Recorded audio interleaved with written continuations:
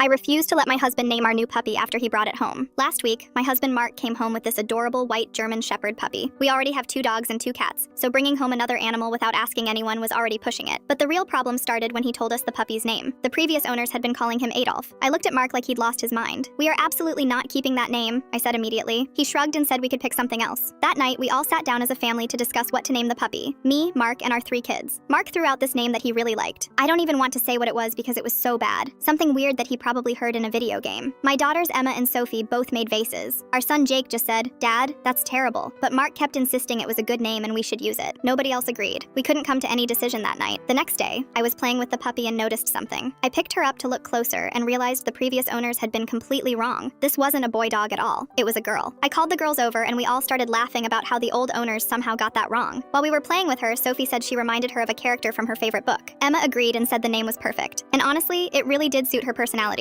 She was sweet and gentle and the name just fit. Mark came home from work and I told him the puppy was actually female. He seemed surprised but didn't really care that much. Then he walked into the living room and heard us calling her by the new name. His face changed completely. "Why is nobody using the name I picked?" he asked. I explained that we really didn't like his choice and it didn't fit her anyway. Plus, she's a girl, so it made even less sense now. He crossed his arms and said, "Well, I don't like the name you picked either." I tried to compromise. "Okay, so let's find a different name that we can all agree on. We'll sit down tonight and come up with something together." That's when Mark completely lost it. He started yelling about how he was the one who brought the puppy home. I thought I was going to get to name her since I'm the one who found her and brought her here. He said the kids were just standing there watching this whole argument. I reminded him that this was a family pet, not his personal dog, that we all had to live with this animal and we all should get a say. He stormed off to the bedroom and slammed the door. The puppy got scared and started whining. For the next 2 days, Mark refused to call her by her name. He'd just say the dog or that puppy whenever he talked about her. The kids thought it was ridiculous. Finally, Sophie had enough. She walked up to Mark while he was watching TV and said, "Dad, you're being really immature about this. We all live here too, and we like the name we picked. You brought home a puppy without asking any of us first. The least you can do is let us help name her." Mark just sat there quiet for a minute. Then he got up and went to play with the puppy. I heard him quietly call her by the name we picked. He's still a little annoyed about it, but at least he's using her actual name.